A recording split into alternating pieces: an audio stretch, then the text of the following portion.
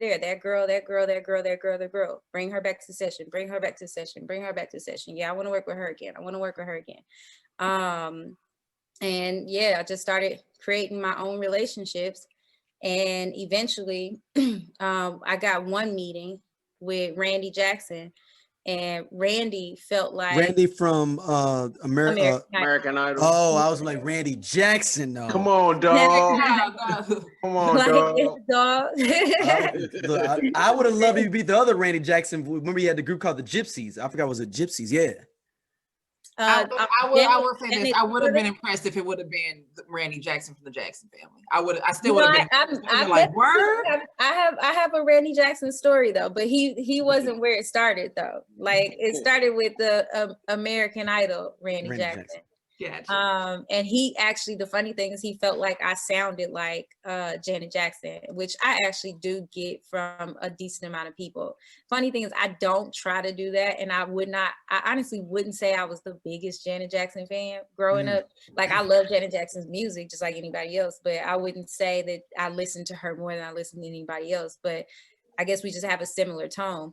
And he's like, you know who you sound like? I'm like, who? And he's like, Black Cat Janet. And then he's like, you know who you should meet? And I'm like, who? And he's like, Jamie Lewis. And at the time, I knew very well who Jam and Lewis were. You know what I mean? Because I had been researching them. I literally used to sit at work and like study their website. And it's crazy. This is honestly probably a story for Law of Attraction, because prior to that, I really used to be at work on their website every day. And it's nothing about that website changed. They didn't have a blog. They didn't have like new updates, no nothing. Nothing about that website changed, but every day I would go to that website several times a day, and I just studied it. You know what I'm saying? Like I just wanted to know everything about it. I remember they had a section on there where they were telling people how to put a demo together and where to send the demo. And I just would read it and just take it in. You know what I'm saying? And I'm like, I know everything there is to know about Jimmy Jam and Terry Lewis. And when I get to that meeting, he's like, you should be working with Jamie Lewis. And I'm like, as in Jimmy Jam and Terry Lewis? And he's like, what other Jamie Lewis is it? Right.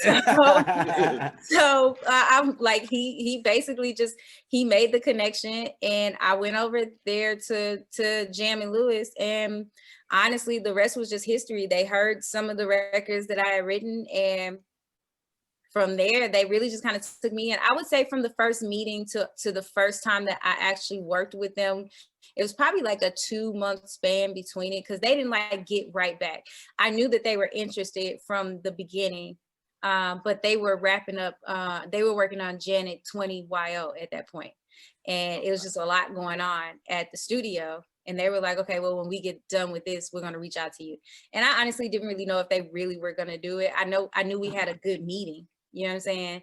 And at that point, I think they could just tell, okay, this girl's really done her homework. Like she ain't coming in here like she a fan, you know what I'm saying? Yeah. Talking like she a fan. She really a fan, you know what I'm saying? Like she really know her stuff. Like she ain't playing. So I think part of that, like knowing Uncle T the way that I know Uncle T now, and Jam, like knowing them the way that I know them, I think a part of it, they were just impressed that I'd done my homework. You know what I'm saying? Mm-hmm. I didn't come in just like, oh yeah, I can do this, and this is what I am, and whatever, just believe me. You know what I mean? So I think a part of it was just, I studied my craft, and after about 2 months, they invited me to come work at the studio, and I just never stopped going. Like they kept inviting me back. And after a while, they just expected me to be there. You know what I mean? It was like, okay, like, are you coming? You know what I'm saying? Like you come, and I'm like, oh wait, I'm invited. You know what I'm saying? Like I come. Like after a while, it was really just like a daily thing. Like, no, you come here every day. You know what I'm saying? You should be here every day. You know what I mean?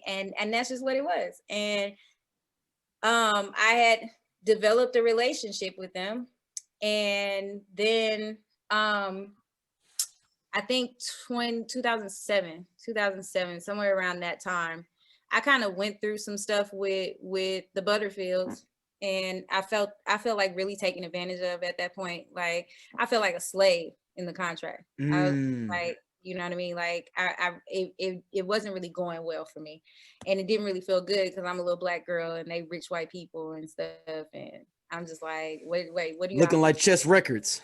Yeah, like what do y'all think this is? Do you think you got a little Negro child? Like like I'm not that, you know what I'm saying? Like I'm talented and you should just respect my talent.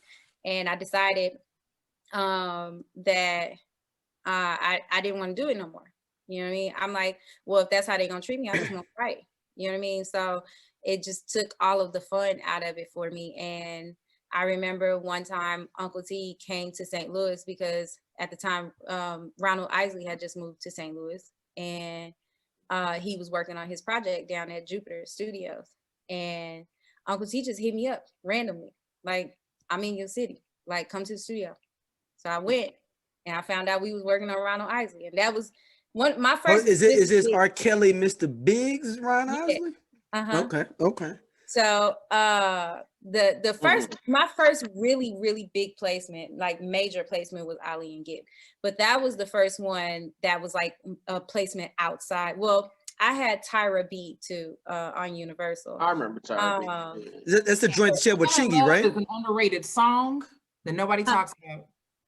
Tyra B. Oh yeah, like she had a hit, like for sure. Is that the one with Chingy on it? I don't think she did Chingy. No, she had a song with Penelope, but yeah, she did have a record with yeah, I don't remember the name of it though. Okay. It's been so long. But she was with Universal. Ali and Gibb were a major label too. I forget who they were with, but I think they might have both actually been Universal projects. So those were my first two of like official major projects that I had been placed on. But Ronald Isley was the first one where it was like, okay, I've known who this person is my entire life. That's huge. You know what I'm saying? Yeah. And Uncle T had invited me to come and work, and that's what we did. And I remember leaving the session. They were staying at like the Four Seasons. After we left the session, we had went back to it was me, Big Jim, and Uncle T. We went back to Uncle T's room at the Four Seasons, and I remember when I was leaving, just finishing, and Uncle T just knew something was wrong. You know what I mean? Because he had known me for like 2 years prior to that. You know what I mean?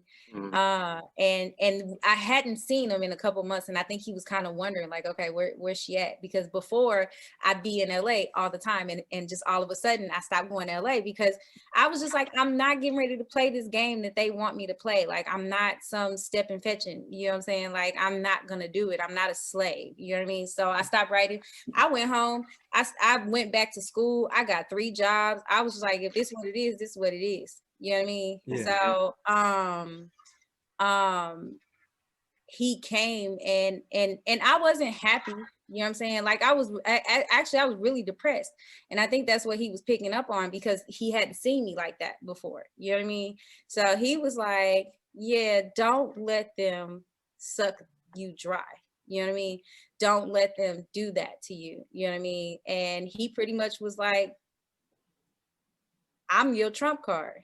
Pretty much. Like he told me that. He used it just like that. He said, listen, but you got to know when to hold them and know when to fold them. I didn't know that song before that day.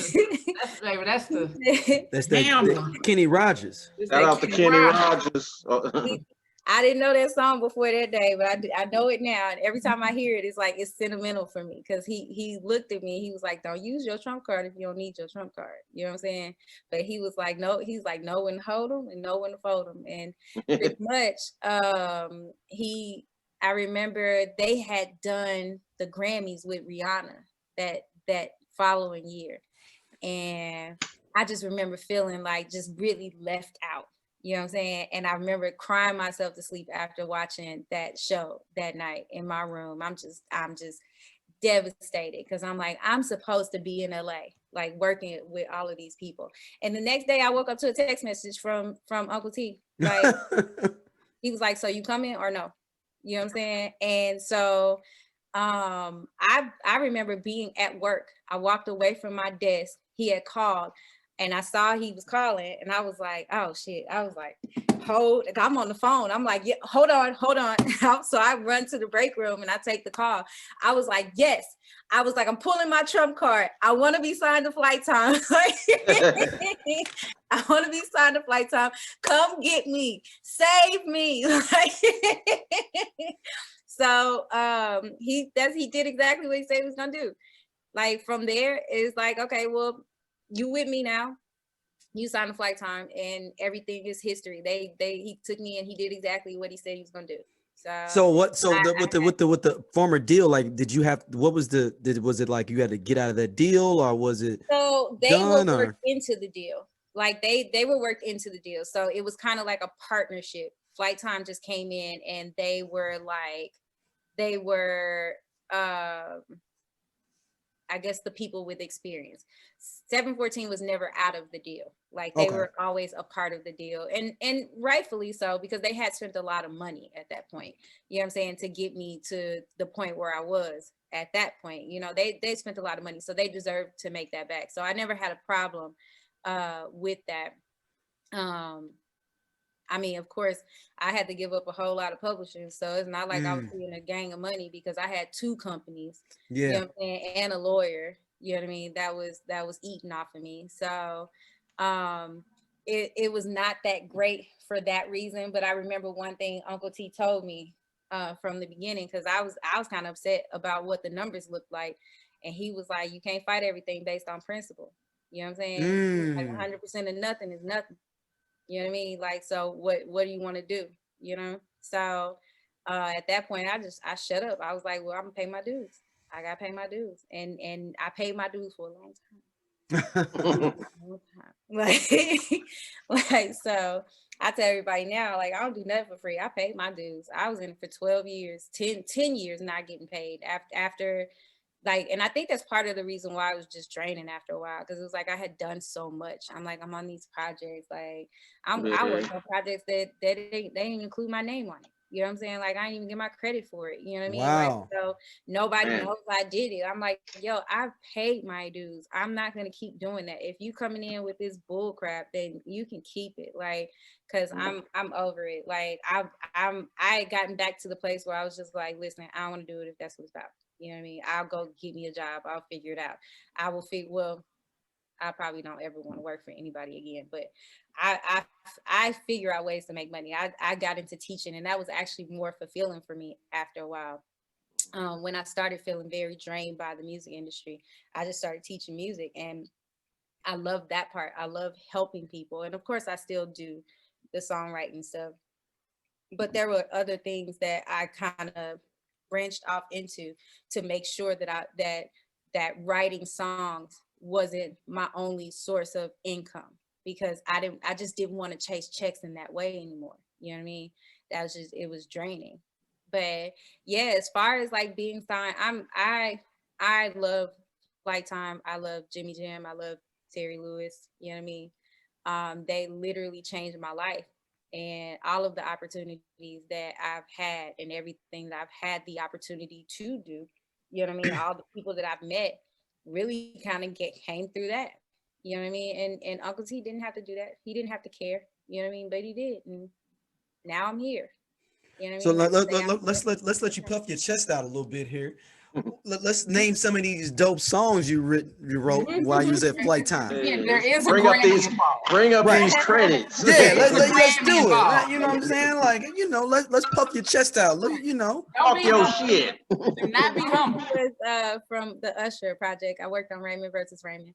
I actually worked on Here I Stand too, but we didn't get our songs in on time. We didn't get our mixes in on time, so the records didn't make the album.